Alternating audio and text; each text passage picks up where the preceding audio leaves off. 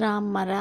ఇంకా అన్నం వండే వీడియో రాలేదేంటా అని అనుకున్నా. నువ్వు ఆ వీడియో పెట్టేసావా అని మాత్రం మీరు కూడా అపార్థం చేసుకోకండి. యాక్చువల్లీ ఆత్మాభిమానాన్ని ఎవరైనా ఇన్సల్ట్ చేస్తే అది ఎంత పీక్స్‌కి వెళ్ళిపోద్దో ఈ వీడియోలో అర్థమవుతుంది చూసే వాళ్ళకి. అంటే కూర వండే వీడియోస్, పాలకూర, తోటకూర, రోజు వండే కూర వీడియోస్ పెట్టడమే చూస్తున్నారు కానీ నేను ఆ వీడియోతో పాటు మాట్లాడుతున్నా, అది ఎవరు పట్టించుకోవట్లేదు. మేబీ అది చూడకపోవడం వల్ల వాళ్ళకి అలా అనిపించిందేమో. అన్ని వీడియోలు పెడుతున్నావు, అన్నం వండే వీడియో ఒక్కటి పెట్టలేదనుకుంటా అనేసరికి నిజమే కదా, ఇది కూడా పెడదామని అనిపించింది. ఈ జనరేషన్ పిల్లలకి చాలామందికి అసలు తెలియదనమాట. అంటే రైస్ కొంచెం కొత్తగా ఉన్నప్పుడు ఎట్లా వండాలి అనేది తెలీదు. అంతెందుకు నాకు కూడా తెలీదు, 90s కిడ్ అయినా కూడా. ఇది మా అత్తయ్య చెప్పిన ప్రాసెస్.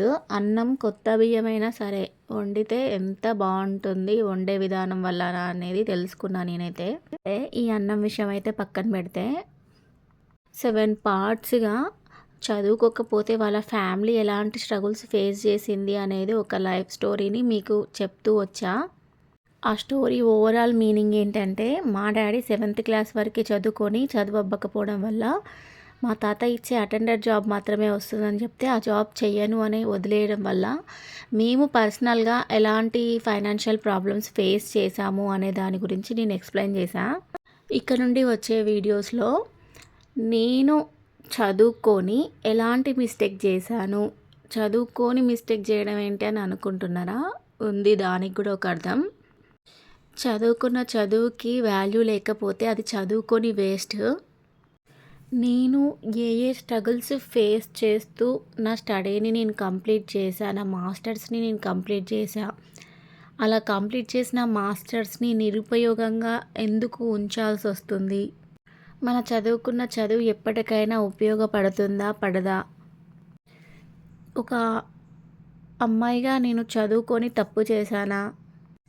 ఇవన్నీ ప్రతిరోజు నా మనసులో నాకుండే క్వశ్చన్స్ అనమాట. సో ఇలా నా స్టడీ లైఫ్ని మొత్తాన్ని కూడా ఒక్కో పార్ట్గా నేను ఎక్స్ప్లెయిన్ చేస్తూ ఉంటా. దాని నుంచి మీరు ఏం నేర్చుకోగలరు, మీ పిల్లలకి ఏం నేర్పించగలరు అనే దాని గురించి మీరు ఆలోచించండి. ఒక వ్యక్తి చదువుకోకపోతే ఆయన తండ్రి, ఆయన కుటుంబం ఎలా అయితే బాధపడిందో, ఒక అమ్మాయి చదువుకొని తన చదువును వినియోగించకపోవడం వల్ల తను ఎంత స్ట్రగుల్ ఫేస్ చేసింది అనేది నెక్స్ట్ సిరీస్ అనమాట. ఇక్కడ బియ్యం ఎప్పుడైనా కొత్త బియ్యం అయితే సగం అంటే 50% కుక్ అవ్వగానే గంజి వార్చుకోవాలి.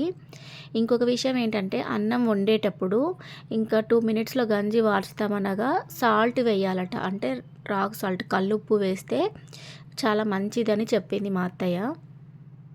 ఈ చిన్న టెక్నిక్ మీకు యూజ్ అవుతుందని అనుకుంటున్నా. ఇలా గంజి వంచి తినడం వల్ల షుగర్ అటాక్ కాదు అట. రేపటి నుంచి నా సిరీస్ స్టార్ట్ చేస్తా.